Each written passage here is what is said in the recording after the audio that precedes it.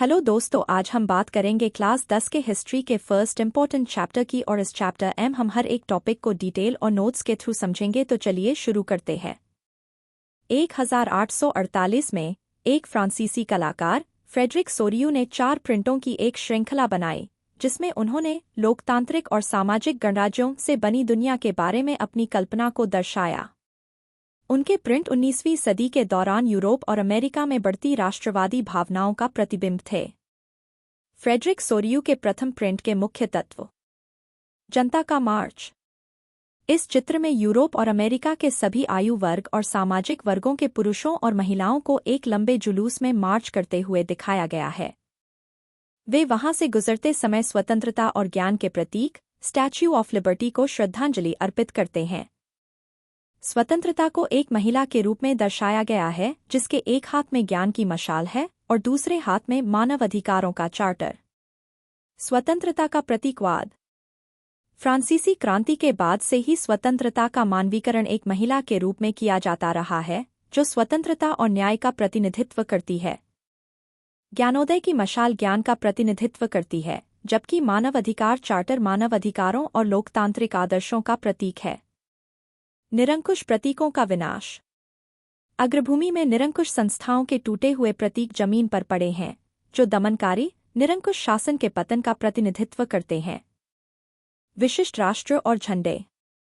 सोरियू की काल्पनिक दृष्टि में जुलूस में अलग अलग राष्ट्र शामिल होते हैं, जिनमें से प्रत्येक की पहचान उनके राष्ट्रीय झंडों और वेशभूषा से होती है। इस जुलूस का नेतृत्व वे राष्ट्र कर रहे हैं जो पहले से ही राष्ट्र राज्य थे: संयुक्त राज्य अमेरिका और स्विट्जरलैंड। फ्रांस, जो अपने क्रांतिकारी तिरंगे झंडे के साथ प्रतिनिधित्व करता है, अभी-अभी स्टैच्यू ऑफ लिबर्टी के पास पहुंचा है। एकीकरण के लिए उदारवादी आशाएं। फ्रांस के बाद जर्मन लोग हैं, जो काला, लाल और सुनहरा झंडा लेकर चल रहे हैं। इस समय जर्मन भाषी रियासतें अभी तक एक राष्ट्र राज्य के रूप में एकीकृत नहीं हुई थीं। झंडा 1848 की उदारवादी उम्मीदों का प्रतीक है, जो इन क्षेत्रों को एक लोकतांत्रिक संविधान के तहत एकीकृत करने के लिए थी। अन्य राष्ट्र भी इसका अनुसरण करते हैं, जिनमें ऑस्ट्रिया, 2 सिसिली साम्राज्य, Lombardy, Poland, England, Ireland, Hungary और रूस के लोग शामिल हैं। दैवीय प्रतीकवाद।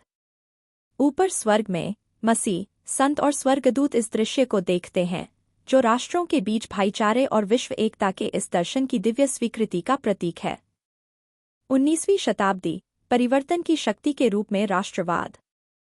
19वीं शताब्दी में राष्ट्रवाद का उदय हुआ, जिसके कारण यूरोप के राजनीतिक परिदृश्य में महत्वपूर्ण परिवर्तन हुए। सदियों से यूरोप पर शासन करने वाले बहुराष्ट्रीय राजवंशीय साम्राज्यों के स्थान पर राष्ट्र राज्य उभरने लगे। महत्वपूर्ण अवधारणाएं। आधुनिक राज्य। एक आधुनिक राज्य का विचार, जहां एक केंद्रीकृत प्राधिकरण स्पष्ट रूप से परिभाषित क्षेत्र पर संप्रभु शक्ति का प्रयोग करता है, यूरोप में लंबे समय से विकसित हो रहा था। राष्ट्र राज्य। एक राष्ट्र राज्य की विशेषता उसके अधिकांश नागरिकों द्वारा साझा की गई साझी पहचान की भावना होती है, न कि केवल शासकों द्वारा। यह समानता की भावना जन्मजात नहीं थी, बल्कि संघर्ष, नेतृत्व और सामूहिक कार्रवाई के माध्यम से बनी थी। राष्ट्रवाद की भूमिका। राष्ट्रवाद, जिसने साझा इतिहास, संस्कृति और पहचान पर जोर दिया, राष्ट्र राज्यों के निर्माण में एक प्रमुख शक्ति बन गया। यह अध्याय 19वीं सदी के यूरोप में राष्ट्र राज्यों के निर्माण की विविध प्रक्रियाओं का अन्वेषण करता है। निष्कर्ष। फ्रेडरिक सोरियू के कल्पित सपने में लोकतांत्रिक गणराज्यों की दुनिया को दर्शाया गया था, जहां दुनिया भर के लोग स्वतंत्रता और बंधुत्व के झंडे तले एकजुट होंगे। 19वीं सदी में राष्ट्रवाद ने यूरोप की राजनीतिक संरचना को बदलने में महत्वपूर्ण भूमिका निभाई, जिससे आधुनिक राष्ट्र राज्यों का विकास हुआ और बहुराष्ट्रीय साम्राज्यों का पतन हुआ। यह अध्याय उस जटिल यात्रा पर प्रकाश डालता है, जिसके माध्यम से राष्ट्रवाद ने आधुनिक यूरोप को आकार दिया।